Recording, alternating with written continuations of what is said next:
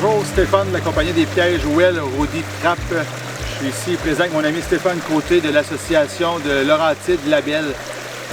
Cette vidéo-là pour but de vous démontrer comment installer un piège sécuritaire pour éviter la capture d'animal domestique ou tout autre animal qu'on ne veut pas prendre dans un piège lors d'une installation. Alors on fait une installation de piège à castor ici à Noyade avec un piège TS85. Je laisse la place à mon ami Stéphane pour vous montrer comment cela fonctionne. Bon ben, bonjour tout le monde. Ce qu'on va faire comme installation, c'est une installation qui va prévenir l'animal domestique au niveau de la capture, mais ce qui va aussi prévenir, c'est de toucher un public sensible. C'est pas tout le monde qui n'est pas à l'aise de voir des animaux qui ont été capturés. Fait que la méthode à utiliser, c'est avec aucun leurre. On va toujours prendre une passe au barrage naturel, ça veut dire sans faire de brèche. Ce que je vais prendre, c'est un système de noyade. Stéphane nous a parlé du TS85.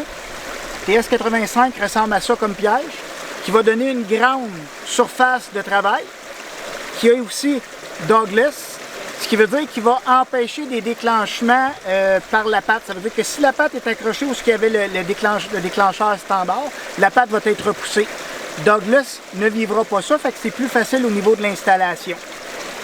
Fait que moi, ce que j'ai fait, câble d'acier 1.8 de 12 pieds pour me donner une belle longueur au niveau du barrage.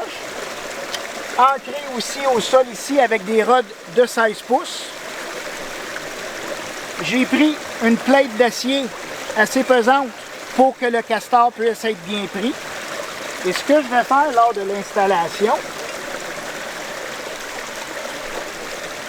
je vais m'assurer que le câble soit droit. Je vais m'approcher au niveau de ma camelote dentelée 1.8 que j'ai pris le plus près possible. Je vais mettre mon pied dessus pour me laisser de l'espace. Je vais travailler avec ma plaque, je vais la lancer. Ce qui va faire automatiquement qu'il va tendre mon câble pour être prêt à travailler. Ici, au préalable, je vais travailler ma surface pour être au moins dans 3 à 6 pouces d'eau pour éviter la capture de canards, remusqués, visons. On vise seulement avec le castor. Alors, j'ai fait une surface plate que je vais descendre mon piège dessus.